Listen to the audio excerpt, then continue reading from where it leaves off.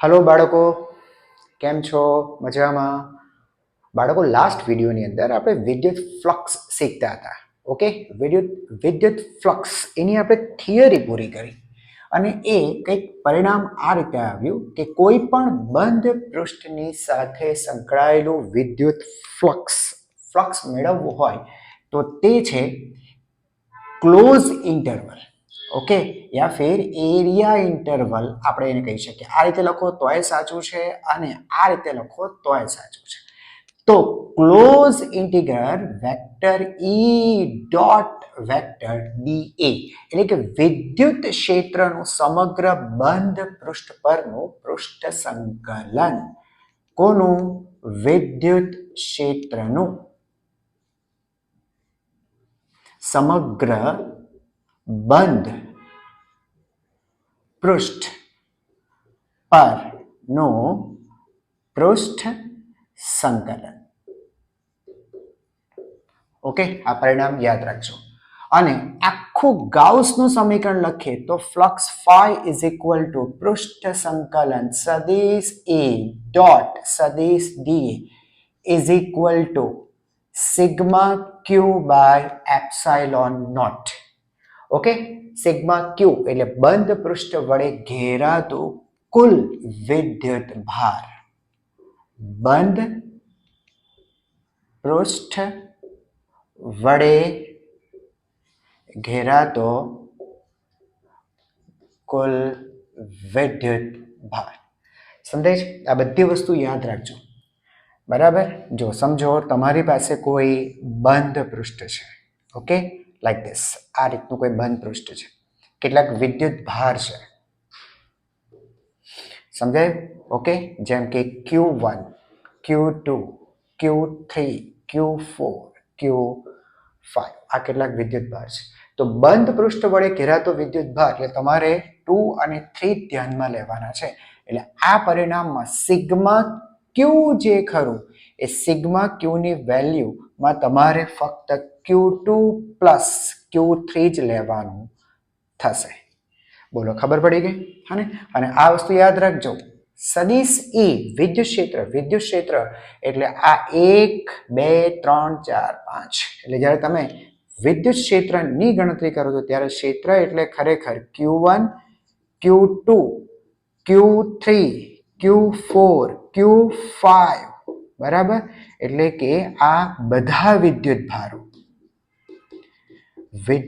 ભારોનું પરિણામી વિદ્યુત ક્ષેત્ર થશે. ઓકે, તો આટલી વસ્તુ થોડી યાદ રાખજો. જોજો, કંઈક આવી રેખાની હું વાત કરું છું. બરાબર? રેખા અથવા તો સમજો ને કોઈ તાર છે. સમજાય છે? કોઈ તાર કહી શકાય. હવે આ તાર જે ખરો એ બાળકો માઇનસ ઇન્ફિનિટિવ થી પ્લસ ઇન્ફિનિટિવ સુધી વિસ્તૃત છે, અનંત સુધી છે. હવે તેની ઉપર વિદ્યુત ભાર છે. આ રીતે સમજાય છે? અને વિદ્યુત ભારનું જે વિતરણ છે એ વિતરણ કેવું છે? નિયમિત છે. બરાબર? આના માટે તમારે લેમ્બડા વ્યાખ્યાયિત કરવો પડશે. હવે લેમ્બડા એ શું છે? એ છે વિદ્યુત ભારની રેખા ઘનતા.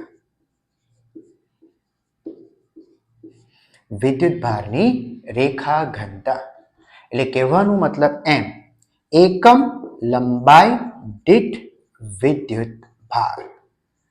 એકમ લંબાઈ દીઠ વિદ્યુત ભાર. કારણ કે કોઈ આપણને પૂછે કે આ રેખા પર કુલ વિદ્યુત ભાર કેટલો છે, તો આ વિદ્યુત ભાર ગણી ના શકાય, કારણ કે રેખા તો અનંત સુધી વિસ્તરેલી છે. આના પરનો વિદ્યુત ભાર ગણવો કેવી રીતે? એક સીમિત લંબાઈની રેખા હોય તો તેના પરનો વિદ્યુત ભાર ગણી શકાય. આનો વિદ્યુત ભાર ગણી કેવી રીતે શકાય? સમજાય છે? એટલે આપણે શું નક્કી કર્યું કે ભાઈ 1 એકમ લંબાઈનો વિદ્યુત ભાર આટલો છે. હવે તમે સમજી લો. દાખલા તરીકે હું તમને કહું કે ભાઈ 1 એકમ લંબાઈ લેમ્બડા જેટલો વિદ્યુત ભાર છે. હવે એકમ લંબાઈમાં ગમે તે હોઈ શકે. દાખલા તરીકે હું કહું કે દર 1 મીટરે લેમ્બડા જેટલો વિદ્યુત ભાર છે, તો 2 મીટરની લંબાઈ હોય તો કેટલું? તો કે ભાઈ 2 લેમ્બડા, 3 મીટર લંબાઈ માટે 3 લેમ્બડા, લાઈક ધેટ. એ રીતે જ કરવું પડે, કારણ કે કુલ વિદ્યુત ભાર તો આપણે મેળવી શકીએ એમ નથી.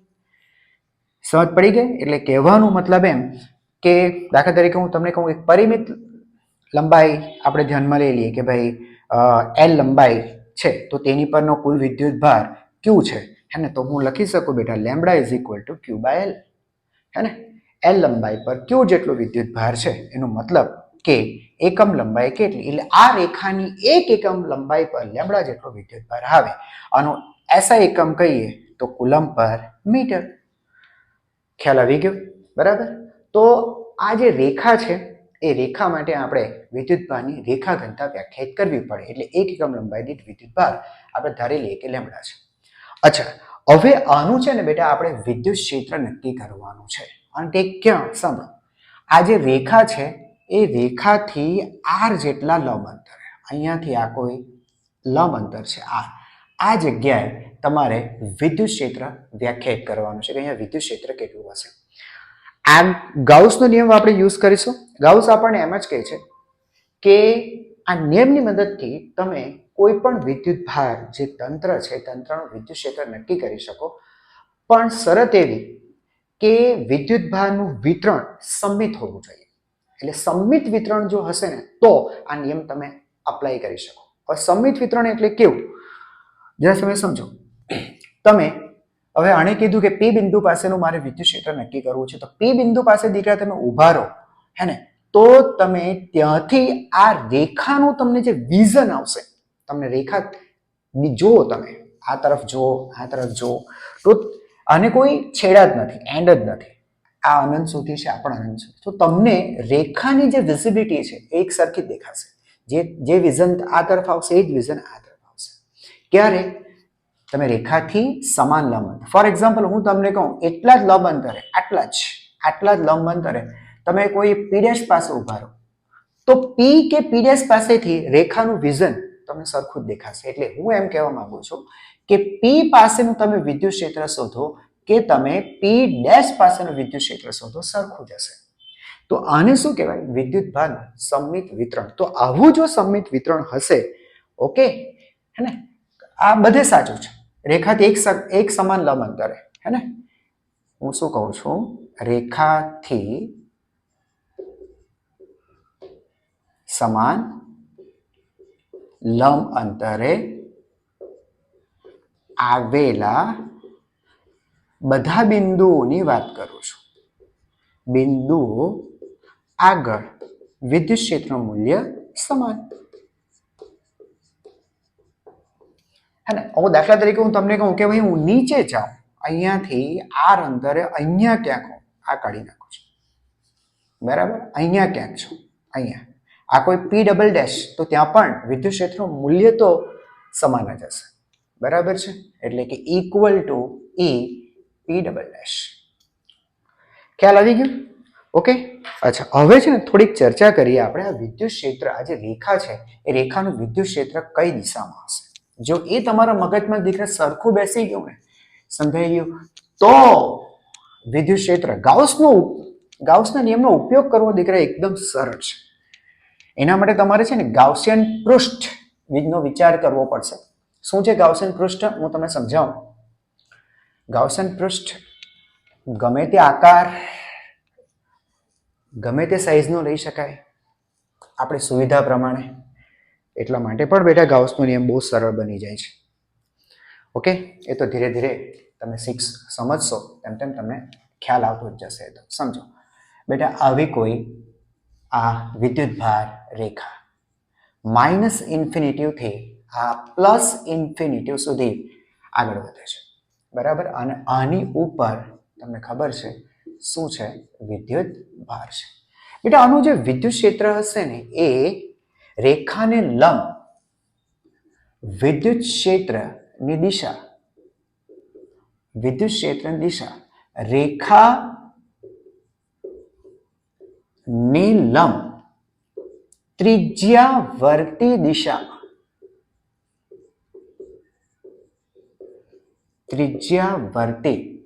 દિશામાં હોય છે. બહુ અગત્યનું, આ આવડવું જોઈએ. વિદ્યુત ક્ષેત્રની દિશા એ રેખાને લંબ ત્રિજ્યાવર્તી દિશામાં હોય છે. એટલે છે ને આનું વિદ્યુત ક્ષેત્ર છે ને બાળકો જો આ રીતના હોય, આ રીતે. એટલે આ છે ને એ ત્રિપરિમાણિક 3D છે, ત્રિપરિમાણિક છે. ખાલી આ રેખા પરના વિદ્યુત ભાર, તો વિદ્યુત ક્ષેત્ર ખાલી આ રીતે નથી કે અહીંયાથી શરૂ થાય છે પછી ઉપર તરફ આ નીચે તરફ, એટલે 2D નથી 3D છે. એમ બહાર પણ આવે છે, અહીંયાથી આ બહાર આવશે, ઇવન કે આ સ્થાનેથી અંદર જશે. ખ્યાલ આવી ગયો? બરાબર. જો સમજો આ રીતે આ બધે આ વિદ્યુત ભાર છે.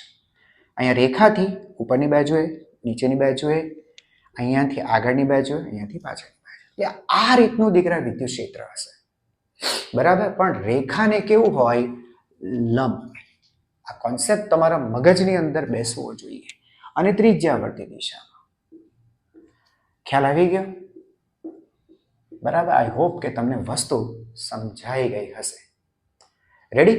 ચાલો હવે આપણે ગાઉસના નિયમનો ઉપયોગ કરવાની આપણે શરૂઆત કરીએ. પહેલું છે એટલે બહુ આરામથી ધીરે ધીરે વસ્તુને સમજાવું છું. પછી તો એક વખત મગજમાં બેસી ગયું ને પછી તો આ વસ્તુ ભાગશે. ધ્યાનથી સાંભળો. આ પેલી રેખા કે જે ડાબી બાજુ -∞ થી જમણી બાજુ +∞ સુધી જાય છે. અને આ પેલા રેખા પરનો વિદ્યુત ભાર. બરાબર. હવે સમજો કે બાળકો આપણે અહીંયાથી આ રેખાથી આર અંતરે આ પી બિંદુ પાસેનું વિદ્યુત ક્ષેત્ર શોધવું છે. ઓકે, આ આપણે દીકરા મેળવવું છે. વિદ્યુત ક્ષેત્ર સદિશ રાશિ છે, હે ને? તો સૌથી પહેલા તો છે ને બેટા મારે છે ને ગાઉસનો જે નિયમ છે કે બંધ પૃષ્ઠ સાથે સંકળાયેલું ફ્લક્સ એટલે પૃષ્ઠ સંકલન સદિશ E ડોટ સદિશ TA which is equal to sigma q by epsilon naught. હવે એના માટે મારે બંધ પૃષ્ઠ પર વિદ્યુત ક્ષેત્રનું પૃષ્ઠ સંકલન કરવાનું છે. એટલે વાત કરીએ આપણે બંધ પૃષ્ઠની. બંધ પૃષ્ઠ બાળકો, આ બંધ પૃષ્ઠ છે ને એ ગમે તે આકાર અને પરિમાણ એટલે કે સાઇઝ પરિમાણનું લઈ શકીએ. એ આ છે ને આની વિશેષતા છે. સારું, ગમે તે આકારનું બેટા એને લઈ શકાય એમ છે. ઓકે, તો જરા ધ્યાન રાખજો. એટલે આ આકાર બેટા કયું પસંદ કરું ને એટલા માટે તમને અમારી જરૂર પડશે, શિક્ષકોની તમને જરૂર પડશે. સમજાય છે? એકાદ બે વખત મગજમાં બેસી જશે પછી તમને વાંધો નહીં આવે. અહીંયા દીકરા છે ને હું જો કે આવો બંધ પૃષ્ઠ છે ને એ બંધ પૃષ્ઠને આપણે ગાઉસિયન પૃષ્ઠ તરીકે ઓળખીશું. શું કહીશું? ગાઉસિયન પૃષ્ઠ. બંધ પૃષ્ઠ એટલે ગાઉસિયન પૃષ્ઠ. ઓકે, અહીંયા છે ને હું ગાઉસિયન પૃષ્ઠ હું એક નળાકાર લેવાનો છું. ધ્યાનથી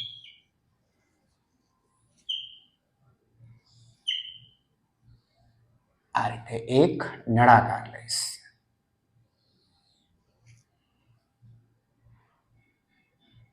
એક નળાકાર ગાઉસિયન પૃષ્ઠ લઈશ આ રીતે.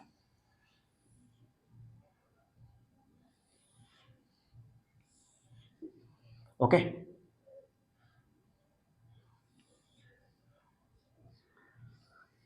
ધ્યાનથી સાંભળજો.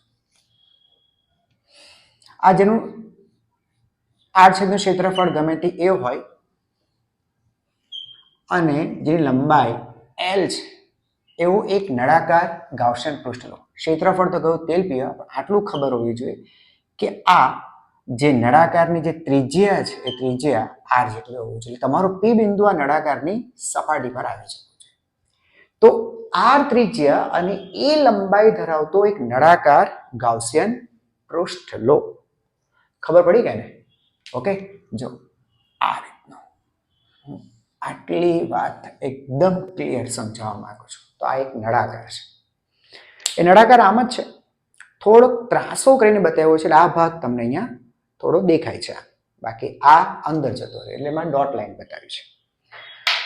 ઓકે, અચ્છા, હવે હું છે ને પહેલા હું આ પરિણામનો યુઝ કરીશ. એટલે આ જે સમીકરણ છે તેની જે ડાબી બાજુ છે આનો યુઝ કરીશ. બરાબર. એ શું કહે છે? પૃષ્ઠ સંકલન સદિશ ઈ ડોટ સદિશ ડી એ એટલે વિદ્યુત ક્ષેત્રનું આ સમગ્ર બંધ પૃષ્ઠ પર એટલે કે નળાકાર ની સપાટી પરનું પૃષ્ઠ સંકલન. હવે આ જે નળાકાર છે ને બેટા, એ નળાકારને આપણે 3 ભાગમાં વહેંચી દઈશું. જો ધ્યાનથી સાંભળજો.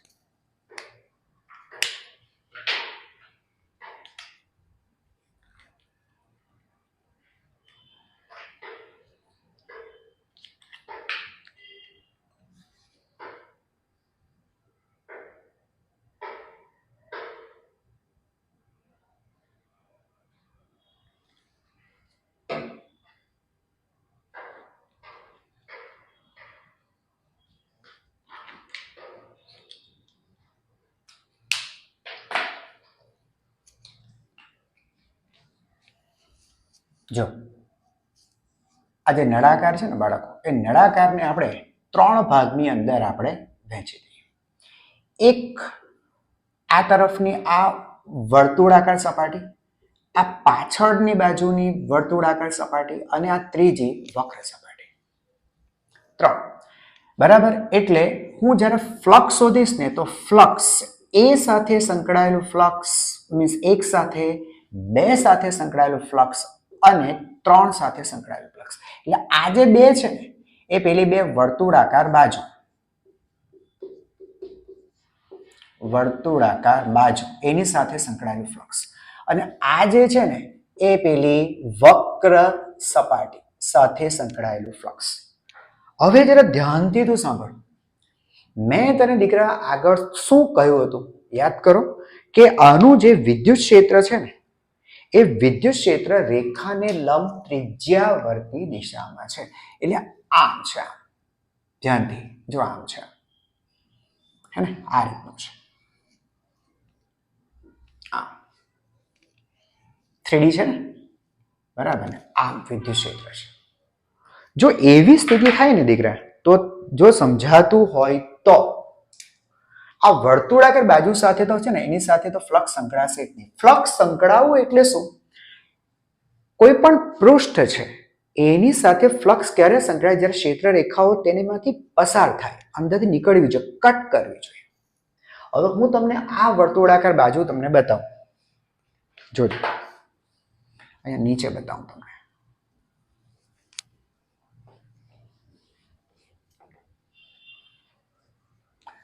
બાળકો જો આ એક વર્તુળાકાર બાજુને સમજો.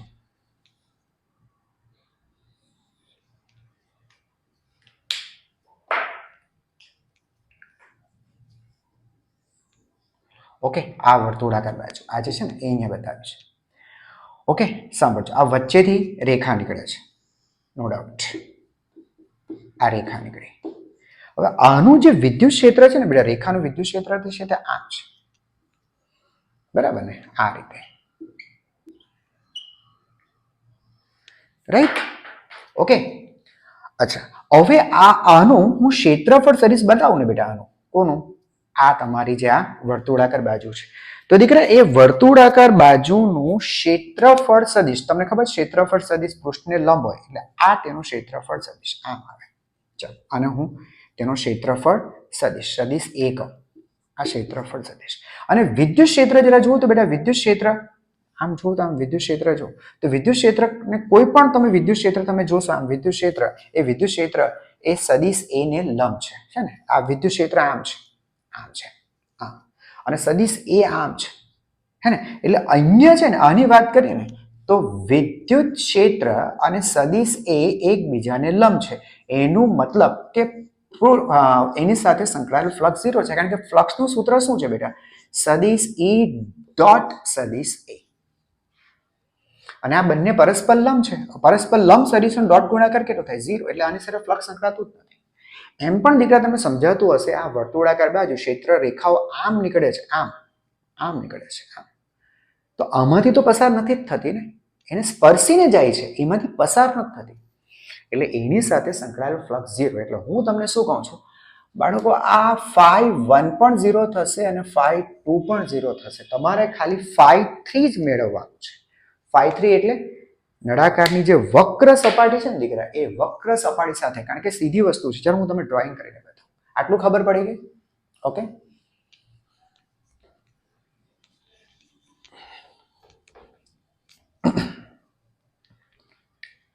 જો બાળકો, હવે છે ને પેલી બે વર્તુળાકાર બાજુ જે ખરી ને એ ભૂલી જજો.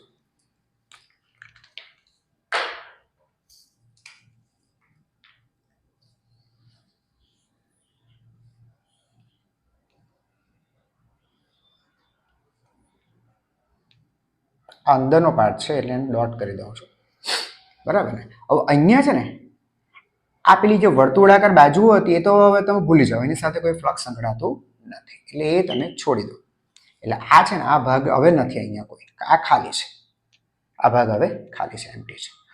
વચ્ચેથી વિદ્યુત ભાર રેખા, આ રેખા વચ્ચેથી નીકળે છે, હે ને.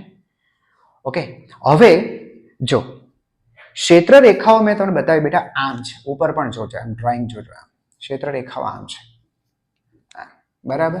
આમ આ બોર્ડના સમતલને સમાંતર આમ ઉપર જાય છે, આ સમાંતર નીચે જાય છે, આ બોર્ડના સમતલ બહાર આવે છે, આ સમતલ અંદર જાય છે.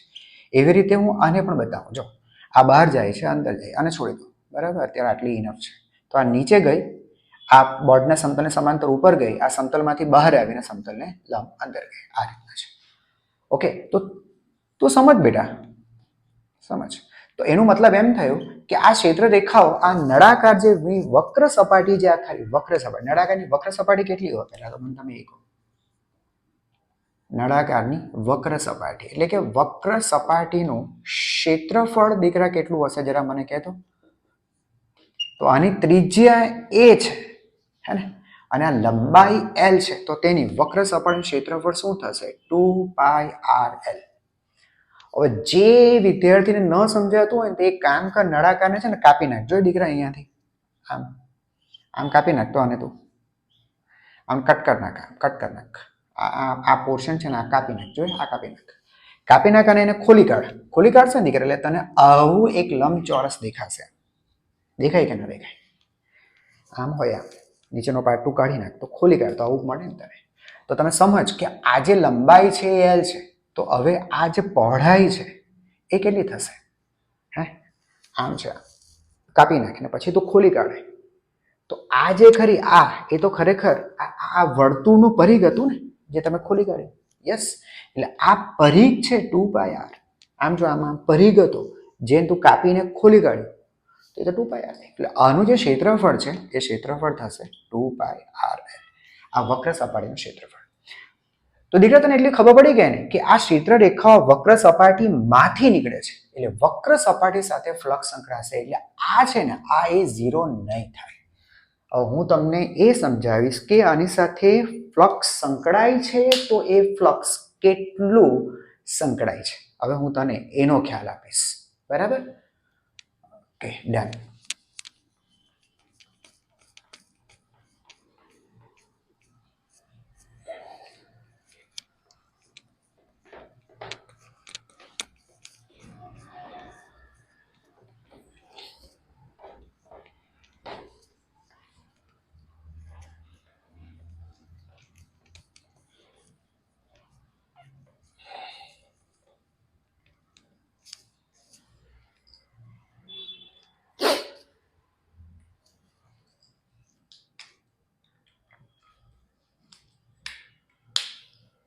જો બેટા,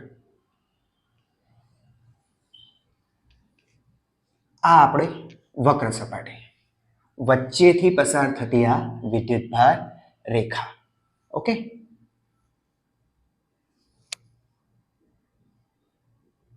ડન. આ રેખા પરનો વિદ્યુત ભાર, હે ને? જો આ તો છે ને તમારા જે કોન્સેપ્ટ છે એકદમ ક્લિયર થાય, તમારે છે ને બીજા ફાફા ક્યાંય મારવા નહીં. સમજાય છે? એટલા માટે મેં અલગ અલગ આકૃતિઓ દોરીને તમને લોકોને સમજાવવા પ્રયત્ન કરું છું. તમારે તો ખાલી એક જ આકૃતિમાં બધું પૂરું કરી દેવાનું છે. સમજાય છે? તમારું ખાલી અન્ડરસ્ટેન્ડિંગ સારું બેસવું છે, પછી તમે લખાણ તો લખતા આવડે છે તમને. ઓકે, ચાલો. તો હું છે ને દીકરા પહેલા ફ્લક્સ શોધીશ. તો ફ્લક્સ છે પૃષ્ઠ સંકલન સદિશ E ડોટ સદિશ DA. DA એટલે સપાટી પરનો એક પૃષ્ઠખંડ. એક કામ કર, સાંભળ, આ આર સદિશ, આ તારો પી બિંદુ, આ પી બિંદુ પાસે છે ને બેટા તું એક પૃષ્ઠખંડનો વિચાર કરી જ લે. પૃષ્ઠખંડ એનો વિચાર કરી લે. જો હું એક પૃષ્ઠખંડ બનાવું છું, અહીંયા ધ્યાનથી જોજો, આવો એક ખંડ, આવો એક ખંડ તૈયાર કરું છું, હે ને? તો સમજી ગયો હશે હું શું કહેવા માંગુ છું. આ જે તારી વક્ર સપાટી છે ને બેટા, એ વક્ર સપાટી પર મેં ખંડ વિચારેલો છે. આ ખંડ એટલે આ ખંડ જેટલો તમે દેખાય છે એટલો પાછળની બાજુ પણ હશે. એક નાનો સરખો ભાગ પી બિંદુ પર એક ખંડ વિચારે.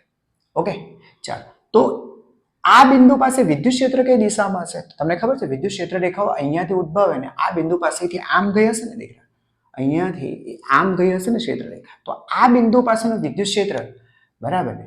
તો હું દીકરા આમ બતાવી શકું ને, આ બિંદુ પાસેનું વિદ્યુત ક્ષેત્ર તો આમ છે જ. આ પી બિંદુ પાસેનું વિદ્યુત ક્ષેત્ર છે. ઓકે, ચાલો. તો હવે એક કામ કરો, ખાલી ને ખાલી આ પૃષ્ઠખંડની સાથે સંકળાયેલ ફ્લક્સ એટલે હું છે, અથવા તો એક કામ કર, તો ખાલી સદિશ E ડોટ સદિશ DA આટલું જ મેળવ. જોકે એ ખરેખર કહેવાય પૃષ્ઠખંડની સાથે સંકળાયેલું ફ્લક્સ. પૃષ્ઠખંડની સાથે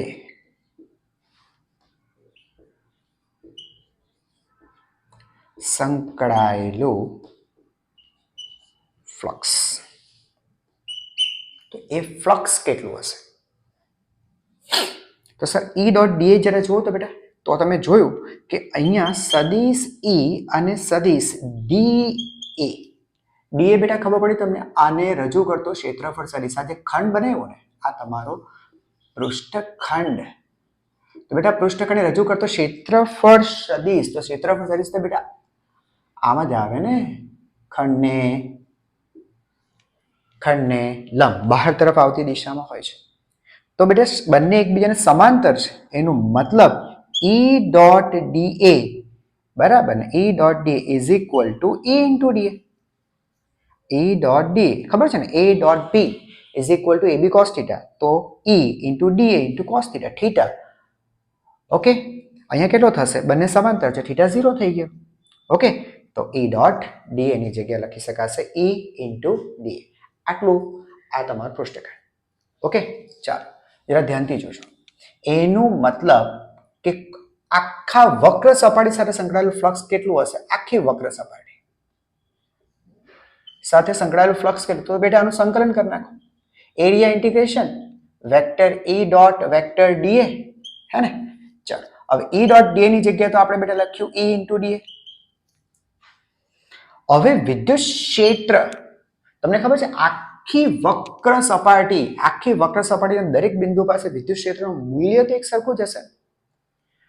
હું શું કહું છું? વક્ર સપાટીના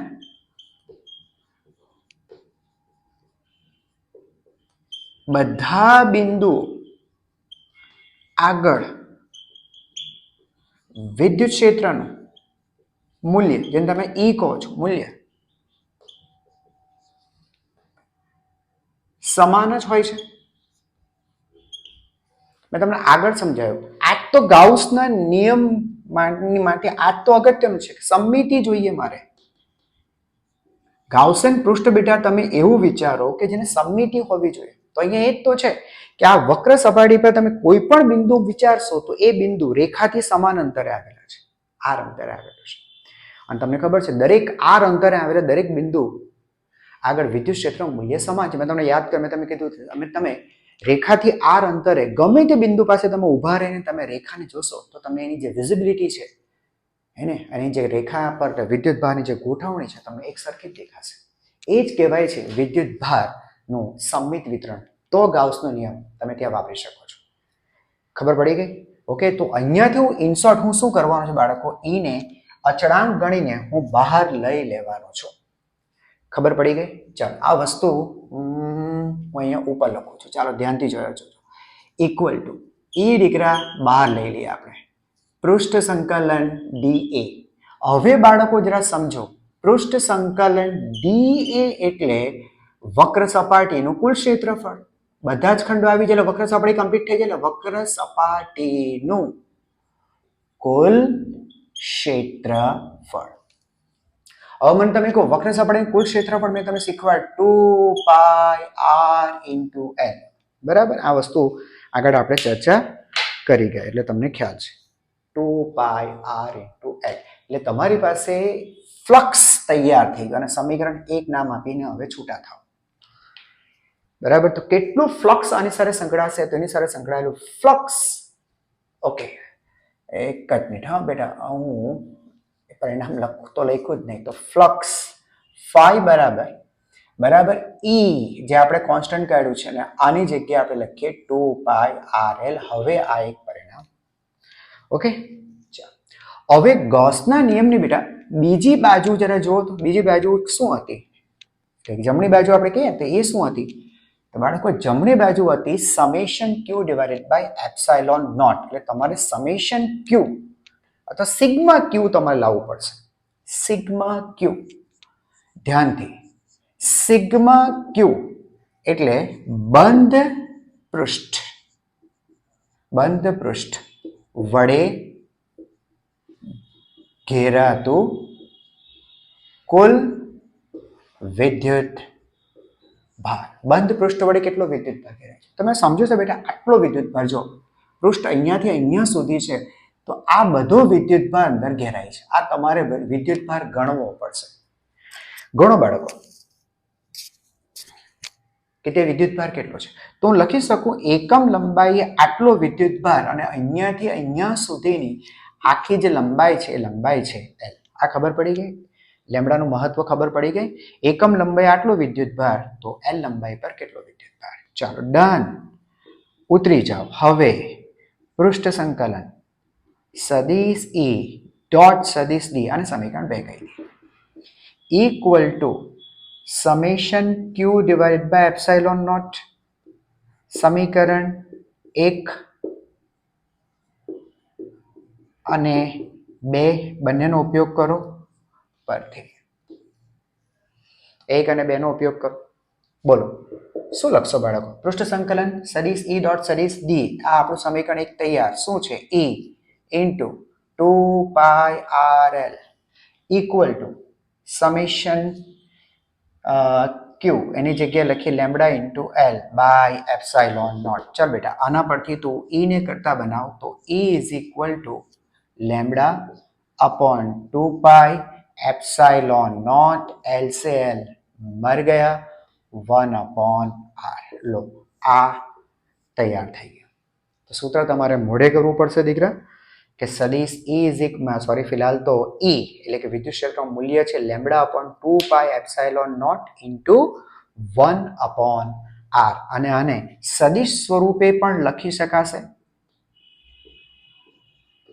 સદિશ સ્વરૂપે તમે લખવા માંગો છો તો સદિશ E is equal to lambda upon 2 pi epsilon naught into 1 upon R into R cap. આ રીતે લખી શકાશે. આર કેપ કેટલા માટે, શા માટે લખ્યું બેટા? જો તો આ સદિશ આર ની દિશામાં વિદ્યુત ક્ષેત્ર છે એટલે આર કેપ લખ્યું. બરાબર, આર કેપ એને ઓળખાય જ છે એ રીતે ત્રિજ્યા વર્તી દિશા.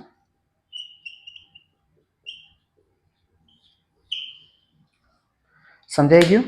ઓકે, તો બહુ જ આરામથી આ વસ્તુને મેં તમને શીખવાડી છે.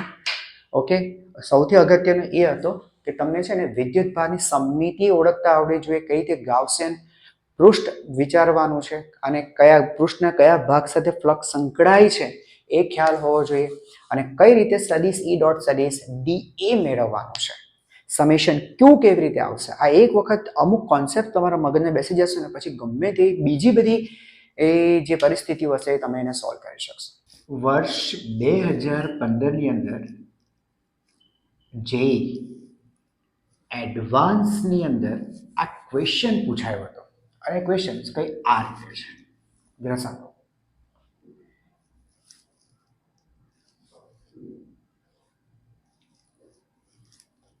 જો આ રીતે એક રેક્ટેંગલ છે, લંબચોરસ છે.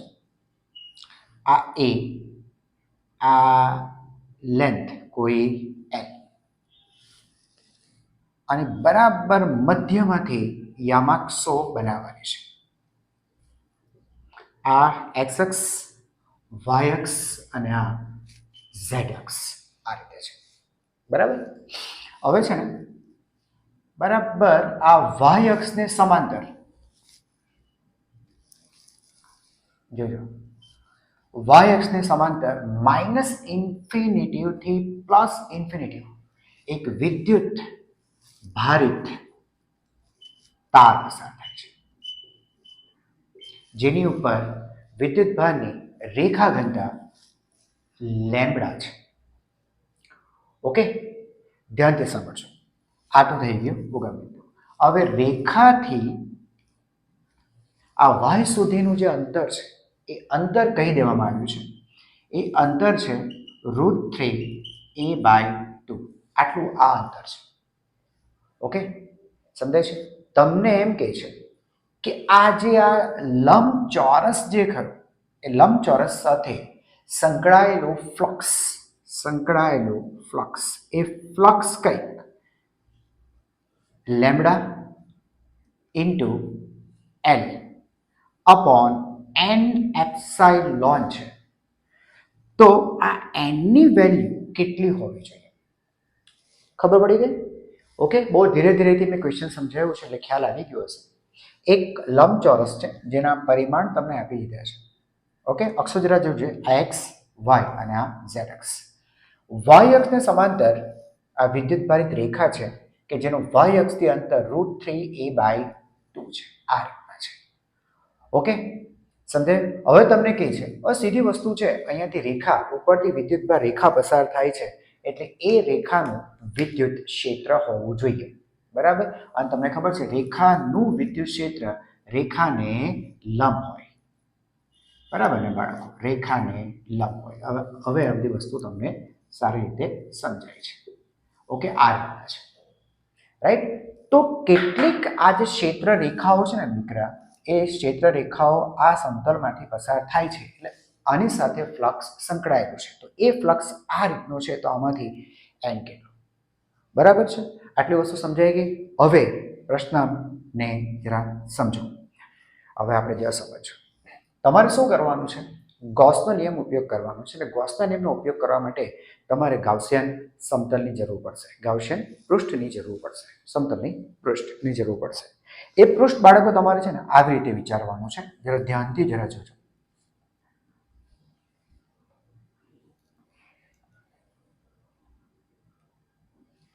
જોજો, સમજો. પેલું જે લંબચોરસ છે ને બેટા, એ જો પહેલા તો તમે તાર બનાવી લો. ઓકે, આમાંથી પસાર થતું આ તાર. બરાબર, સમજાય છે? અહીંથી અહીં સુધી. ઓકે, આ તમારો સમતલ ગોળાકાર ગાઉસિયન પૃષ્ઠ. બરાબર. આ નળાકાર આમ છે, એને આમ રાખીને તમારે જોવાનું છે. ઓકે, એટલે આ પાર્ટ તમને દેખાશે. અચ્છા, આ તમારું માઇનસ ઇન્ફિનિટિવથી પ્લસ ઇન્ફિનિટિવ સુધીની આ પેલી વિદ્યુત ભારિત રેખા.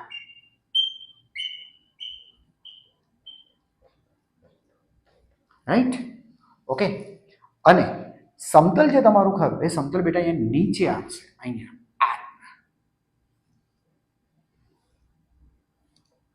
આ સમતલ થઈ ગયું. બરાબર. આ તમારું સમતલ. રાઈટ છે? હવે જરા સાંભળજો. તમારે કરવાનું શું છે તમને ખબર છે? વિદ્યુતભારિત રેખા, રેખાથી બેટા આ જે અંતર છે, બરાબર, જોજો. આ જે તમારી રેખા છે એ બધી આ રેખાથી જે અંતર આપ્યું એ સમતલ સુધીનું અંતર, એટલે બેટા આ અંતર થયું તમારું √3a/2. બરાબર. આ રેખાથી અહીંયા. Okay, √3a/2. આ જે આપણી રેખા છે, આ વિદ્યુત ભાર રેખા. બરાબર. હવે અહીંયા આપણે શું બનાવ્યું છે દીકરા? આ આપણું આ પેલું ગાઉસિયન પૃષ્ઠ. બરાબર ને? ધ્યાનથી જોજો, આ ગાઉસિયન પૃષ્ઠ. ઓકે, તો તમને ખબર છે આ કેસની અંદર થિયરી છે આ તો, બરાબર. હવે તમને ખબર છે આની ખાલી જે વક્ર સપાટી છે વક્ર સપાટી સાથે જ ફ્લક્સ સંકળાય છે એ આપણને ખબર છે. અને કેટલું ફ્લક્સ સંકળાય છે તો બાળકો flux summation q divide by epsilon naught, અહીંયાથી અહીંયા સુધીની આ લંબાઈ એલ છે, એકમ લંબાઈ લેમ્બડા જેટલો વિદ્યુત ભાર, તો એલ લંબાઈ પર કેટલો, તો અહીંયાથી આટલો વિદ્યુત ભાર અંદર ઘેરાય છે ડિવાઇડ બાય એપ્સાઇલોન. તો આ ગાઉસિયન પૃષ્ઠ સાથે જો આખું નળાકાર ગાઉસિયન પૃષ્ઠ સાથે સંકળાયેલું ફ્લક્સ આટલું છે. પણ એ જે છે ને એ આખી વક્ર સપાટી છે ને બેટા, આખી વક્ર સપાટી છે, આ કમ્પ્લીટ વક્ર સપાટી આજે તમારું આવ્યું ને એ આખી કમ્પ્લીટ વક્ર સપાટી સાથે, બરાબર ને, પૂર્ણ બધું જ આખી વક્ર સપાટી સાથે સંકળાયેલું ફ્લક્સ. એટલે વક્ર સપાટી સાથે સંકળાયેલું ફ્લક્સ એટલે એમ કહી શકાય 360 ડિગ્રી, હે કે નહીં? વક્ર સપાટી, આખી વક્ર સપાટી એટલે કહેવાનો મતલબ કે કમ્પ્લીટ 360 ડિગ્રી લઈએ ને આમ રેખાથી, આમ આખી કમ્પ્લીટ 360 ડિગ્રી, તો આટલું ફ્લક્સ આની સાથે સંકળાય છે. હવે આપણા કેસમાં છે ને નીચે ખાલી આટલું જ લંબચોરસ સમતલ છે, સમતલ સાથે સંકળાયેલું ફ્લક્સ મારે શોધવાનું છે. નીચે એક સમતલ બનાવેલું છે, આ સમતલ સાથે સંકળાયેલું ફ્લક્સ જોઈએ છે. તો હું શું કરીશ, હવે આ રેખા ધ્યાનથી સાંભળો, રેખા અને 360 ડિગ્રી આખું ફરીએ ને તો આટલું ફ્લક્સ સંકળાય છે. પણ મને છે ને નીચે આટલું જ એક સમતલ આપેલું છે, લંબચોરસ સમતલ. તો હું શું કરીશ, આ લંબચોરસ જે સમતલ છે એ કેટલો ખૂણો બનાવે છે નીચે, આ સમતલ એ કેટલો ખૂણો બનાવે છે, જો એ મને ખબર પડી જાય તો હું શું લખે, 360 હોય તો આટલું ફ્લક્સ સંકળાય. તો એંગલ આ જે નીચે જે તમારું આ જે લંબચોરસ છે એ કેટલો ખૂણો બનાવે છે, હું તમને શું કહું છું બેટા, હું આ એંગલ જો મને મળી જાય ને, આ એંગલ, આખો એંગલ, તો હું લખીશ કે 360 હોય તો આટલું ફ્લક્સ સંકળાય. મારે તો ખાલી આટલો જ એંગલ લેવાનો છે, કારણ કે એટલા એંગલની અંદર જ તમારો પેલો સમતલ આવી જાય છે. બોલો, ખબર પડી? યસ. ઓકે, તો આ ખૂણો કેટલો થશે બાળકો, જરા જોજો. આ આખું છે ને એ છે, તો બેટા આ અડધું આપણે લઈએ, અડધું તો a/2 થાય, હે ને. હવે ખાલી આટલો ત્રિકોણ ધ્યાનમાં લઈએ, હે ને, તો આ છે √3a/2 અને આ a/2, તો મને છે ને બેટા આ અડધો ખૂણો મળી જશે. સમજાય છે? જો મને થીટાની સામેની બાજુ અને આ તેની પાસેની બાજુ, એટલે મારે બેટા શું યુઝ કરવો પડશે, tan θ યુઝ કરો. તો tan θ બરાબર સામેની બાજુ ના છેદમાં પાસેની બાજુ, એટલે આ a/2 કેન્સલ. એટલે તમે સમજી ગયા હશો, થીટાની વેલ્યુ થઈ 30 ડિગ્રી. એટલે આખો ખૂણો લઈએ, આ અડધો ખૂણો તમારો 30 નો આવ્યો, આટલો ખૂણો 30 હોય તો બેટા કમ્પ્લીટ જે ખૂણો છે ખૂણો કેટલો થશે, 60. આખો ખૂણો બેટા અહીંયાથી અહીંયા સુધીનો આખો ખૂણો જો લઈએ તો આખો ખૂણો 60 નો થયો. બસ, તો આપણું કામ થઈ ગયું. તમારે હવે દીકરા કશું નથી કરવાનું, તમારે સિમ્પલી લખવાનું છે કે 360 પેલી જે રેખાથી આખો 360 ડિગ્રીનો ખૂણો બનાવી તો બરાબર આખી વક્ર સપાટી આવે અને તેની સાથે સંકળાયેલું ફ્લક્સ એટલે કુલ વિદ્યુત ભાર લેમ્બડા × L / એપ્સિલોન 0. આપણે 60 ડિગ્રી જ છે, તો 60 ડિગ્રી માટે કેટલો, હવે તમે સમજો છો આનો આ કેટલો ભાગ થયો, છઠ્ઠો ભાગ થયો, તો આનો બી છઠ્ઠો ભાગ જ થવો જોઈએ, લેમ્બડા × L / 6 એપ્સિલોન નોટ. એટલે n ની વેલ્યુ આપણે પ્રૂવ કરી દીધી અહીંયા 6, બરાબર.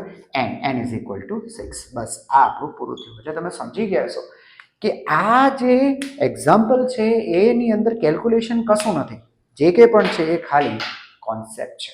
ઓકે, એટલે તો એડવાન્સનો ક્વેશ્ચન છે, એટલે બેઠું નહીં હશે, તમારે કોન્સેપ્ટ ક્લિયર હોવા જોઈએ. જો ફરીથી જે રેખા છે, રેખાથી 360 ડિગ્રી લઈએ તો આટલો ફ્લક્સ સંકળાય છે. તો આપણે જે ખરું એ નીચે એક લંબચોરસ છે, તો એ લંબચોરસ એ રેખા સાથે કેટલો ખૂણો, એટલે રેખા પાસે કેટલો ખૂણો બનાવે છે એ ખૂણો જાણી લો એટલે કામ સમજાઈ ગયું.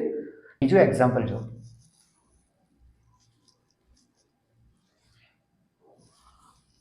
આવો એક છે ને ઘન ગોળો છે, સ્પીયર છે, બરાબર, મીન્સ સ્પીયર છે, ગોળો છે.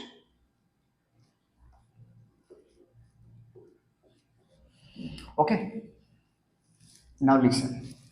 આ રીતના બાળકો એક ગોળો છે, એટલે 3D ફિગર છે, આ 3 ડાયમેન્શનલ ફિગર છે, બરાબર. હવે આમાંથી છે ને બેટા 1/4 ભાગ કાપી લેવામાં આવે છે.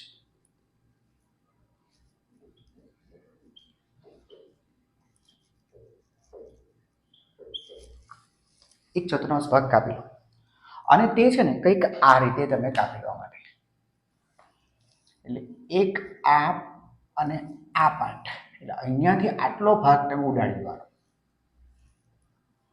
રાઈટ? એટલે તમારી પાસે આટલો ભાગ વધે.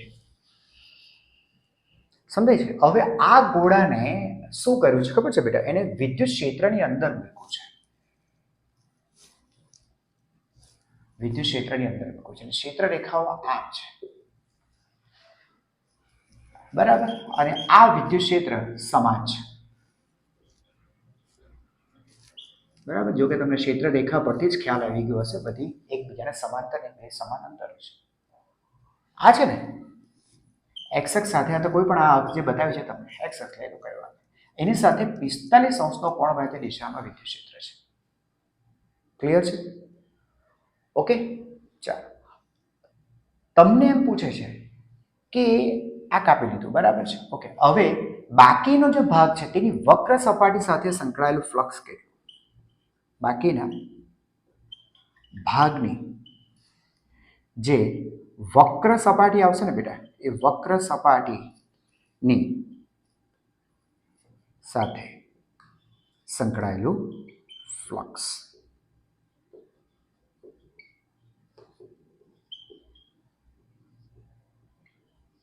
ફ્લક્સ એ નક્કી કરો, બરાબર? ફરીથી જો આ આપણો ગોળો, એમાંથી આટલો ભાગ તમે કાઢી નાખો, બરાબર? એટલે આ જે બાકીની જે વક્ર સપાટી રહેશે, આટલી જે વક્ર સપાટી રહેશે, બરાબર? હવે સીધી વસ્તુ જે ક્ષેત્ર રેખાઓ બેટા આમાંથી નીકળે છે, તો આની સાથે કંઈક ફ્લક્સ તો સંકળાયેલો છે, હે ને? તો એ ફ્લક્સ કેટલું હશે તમારે શોધવાનું છે. જો વાતને તો બરાબર સાંભળ. પહેલા તો આ આખી રચનાની વાત કરીએ ને, કે જેની અંદર આ સમતલ પણ આવી જાય, આ છે ને આ બંને સમતલ, આ જે આખી આકૃતિ છે તેમાં આટલો જે ભાગ છે, આ બે ભાગ, આ ભાગ અને આ ભાગ, એ સમતલ છે, આ સમતલ છે. અને આ જે ભાગ છે તમારો, એ આ આટલો વક્ર છે, બરાબર? હવે આ આખી જે ગોઠવણી છે, એ ગોઠવણી સાથે સંકળાયેલું કુલ ફ્લક્સ કેટલું હશે? જરા મને જરા એ કહો. આખી ગોઠવણી સાથે સંકળાયેલું કુલ ફ્લક્સ કેટલું હશે? તો બાળકો કુલ ફ્લક્સ 0. આની અંદર તમારી સમતલ બે બાજુ પણ આવી ગઈ, વત્તા વક્ર સપાટી પણ આવી ગઈ. આ સરવાળો થઈ જવો જોઈએ 0, કુલ ફ્લક્સ. સીધી વસ્તુ છે. જો બેટા, જેટલી ક્ષેત્ર રેખામાં દાખલ થવાની છે એટલી ક્ષેત્ર રેખા બહાર પણ નીકળી જાય છે. તમને ખબર છે, કોઈ પણ બંધ પૃષ્ઠને તમે જ્યારે કોઈ વિદ્યુત ક્ષેત્રની અંદર મૂકો, તે બી સમાન વિદ્યુત ક્ષેત્રમાં તમે મૂકો, તો જેટલી ક્ષેત્ર રેખા દાખલ થવાની એટલી બહાર નીકળી જવાની છે. સમજાય છે? એટલે નેટ ફ્લક્સ તો 0 જ છે. આ જે નેટ છે બેટા, એ ફ્લક્સ તો 0 છે. નેટમાં કેટલી વસ્તુ આવવાની? આ સમતલ આવવાનું અને પેલી વક્ર, તો આ બેનો સરવાળો 0 થાય છે. ખબર પડી ગઈ? ઓકે, ચાલો. એનો મતલબ એમ થયો કે આની જે આ વક્ર સપાટી છે, એ વક્ર સપાટી સાથે સંકળાયેલું ફ્લક્સ એટલે માઇનસ ઓફ ફાઈ સમતલ, એટલે સમતલ સાથે સંકળાયેલું જે ફ્લક્સ હશે, બરાબર, એ ફ્લક્સનું ઋણ મૂલ્ય કરવાનું. આટલી ખબર પડી? આ જે સમતલ છે તેની સાથે ઓકે સંકળાયેલું ફ્લક્સ શોધો, તેનું ઋણ મૂલ્ય, એ તમારો આન્સર હોવો જોઈએ, બરાબર ને? આ જ આપણો આન્સર છે. Done, great, very good. ચાલો, તો બેટા હવે છે ને તમે આની સાથે સંકળાયેલું ફ્લક્સ શોધો. જો પહેલા હું તમને વિદ્યુત ક્ષેત્ર લખી આપું. વિદ્યુત ક્ષેત્ર, હે ને, આમ લખાશે બેટા E × cos 45 degree I cap plus E × sin 45 degree J cap. કારણ કે તમારો જે વિદ્યુત ક્ષેત્ર છે ને, એ વિદ્યુત ક્ષેત્ર આમ છે. જો તો આ વિદ્યુત ક્ષેત્ર 45 અંશનો ખૂણો બનાવે છે, તો બેટા એને લખી શકાય ને E cos 45 I cap, E sin 45 J cap. એટલે કહેવાનો મતલબ કે સદિશ E = E/√2 I cap plus E/√2 J cap. આ વિદ્યુત ક્ષેત્ર થયું. અચ્છા, હવે સમતલ સાથે સંકળાયેલું કોણ? સમતલો બેટા બે સમતલ છે, એક આ અને એક આ સમતલ. એક સમતલ આ છે ને એક સમતલ આ છે. બંને સાથે સંકળાયેલું ફ્લક્સ જોઈશું. એટલે પહેલા સાથે સંકળાયેલું ફ્લક્સ વત્તા બીજા સાથે સંકળાયેલું ફ્લક્સ. તો બચ્ચો પહેલા સાથે સંકળાયેલું ફ્લક્સ કેટલું હશે? તો આનો જોજો સિમ્પલ બેટા હું સૂત્ર વાપરવાનું છું. ફ્લક્સ ફાઈ બરાબર સદિશ ઈ ડોટ સદિશ એ, કારણ કે તમારું જે સમતલ પૃષ્ઠ છે એ સમતલ છે, સમતલ અને સમાન વિદ્યુત ક્ષેત્ર પણ સમાન છે, તો ઈ ડોટ એ સૂત્ર સિમ્પલ વાપરી લઈએ. ઓકે, ઈ ડોટ એ વાપરી લઈએ. ચાલો બેટા, તો ઈ, તો ઈ ની જગ્યાએ લખશો અહીંયા e by 2 i cap plus e by √2 j cap. Okay, dot. આનું ક્ષેત્રફળ સદિશ, બેટા ક્ષેત્રફળ સદિશનું મૂલ્ય હું પછી લખું, પણ તમને ખબર પડતી હોય તો આની દિશા છે ને હંમેશા ક્ષેત્રફળ સદિશ સમતલ લંબ બહાર તરફ આવતી દિશામાં હોય, તો આનું ક્ષેત્રફળ સદિશ આમ હશે અને આનું ક્ષેત્રફળ સદિશ આ રીતે હશે, આમ હશે. તો ચાલો પહેલા આની વાત કરીએ. આનું ક્ષેત્રફળ સદિશ બેટા નીચે છે, નીચે છે, પહેલા મૂલ્ય લખી નાખીએ. આનું મૂલ્ય કેટલું હશે? ઓછા, સોરી આનું હું ભૂલી ગયો. આનું રેડિયસ બેટા r એવું એને કહી દીધું છે.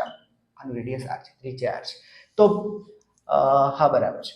ચાલો બેટા, તો જરા ધ્યાનથી સાંભળો.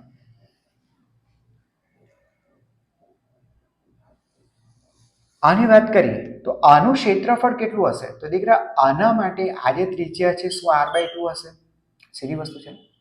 આખી ત્રિજ્યા અહીંયાથી r છે તો આ r/2 થશે. તો મને આનું ક્ષેત્રફળ મળી ગયું. એમ લખશો પાઈ r/2 તેનો સ્ક્વેર, હે ને, પાઈ r સ્ક્વેર. આનું રેડિયસ r/2 છે એટલે પાઈ r/2 તેનો સ્ક્વેર, પાઈ r સ્ક્વેર થઈ ગયું. અને દિશા લખીએ તો દિશા કઈ તરફ જશે બેટા? નીચે તરફ, એટલે લખાશે minus, okay, minus J cap, right. તો આ તમને φ1 મળી ગયું. પ્લસ હવે હું લખું છું φ2. φ2 માટે પણ આ સૂત્ર વાપરીશું ઈ ડોટ એ. ઈ ની વેલ્યુ તો ખબર જ છે, e by 2 i cap plus e by √2 j cap dot. અહીંયા આનું ક્ષેત્રફળ પણ બેટા આ તો રેડિયસ r/2 જ થશે એટલે એ જ થશે પાઈ r/2 તેનો વર્ગ. ઓકે, આની દિશા કઈ તરફ છે? માઇનસ આઈ કેપ, ઋણ x બાજુ છે એટલે બેટા આ માઇનસ આઈ કેપ. ચાલો આને સોલ્વ કરીએ. ઇક્વલ ટુ જો બેટા આઈ નો જે સાથેનો ડોટ ગુણાકાર 0 થાય છે એટલે એ ધ્યાનમાં લેવાનો. સીધો આ બેનો બેટા ગુણાકાર કરી નાખીએ. આ આઈ અને આ જે અને જે નો ગુણાકાર કરી નાખીએ એટલે ઈ બાય √2 બરાબર ઇન્ટુ પાઈ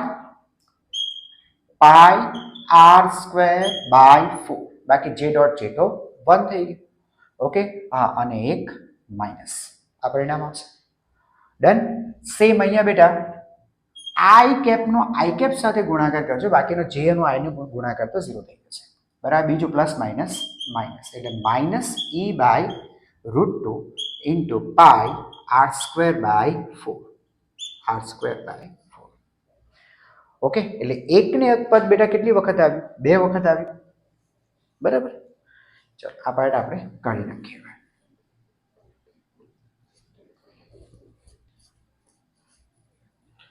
જો બાળકો એક ને એક પદ કેટલી વખત આવ્યું? 2 વખત. તો 2 વખત અહીંયા માઇનસ લખીએ, 2 વખત e by √2 pi r square by 4. Okay, ચાલો એટલે આ કેન્સલ, અહીંયા આવશે 2 એટલે minus e into pi r square upon 2 √2.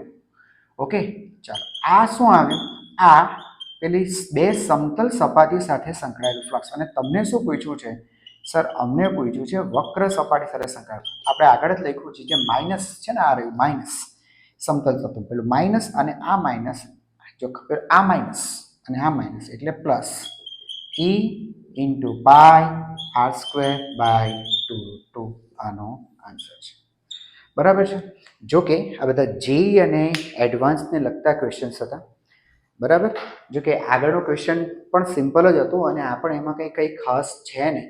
બરાબર છે, પણ કોન્સેપ્ચ્યુઅલી જોઈએ તો પહેલી નજરે કદાચ આપણે એમ કે આમાંથી નહીં થાય. બરાબર છે, બાકી સરખી રીતે જો સમજીએ તો ક્વેશ્ચન સરળ જ હતા. ઓકે, ચાલો, થેન્ક યુ.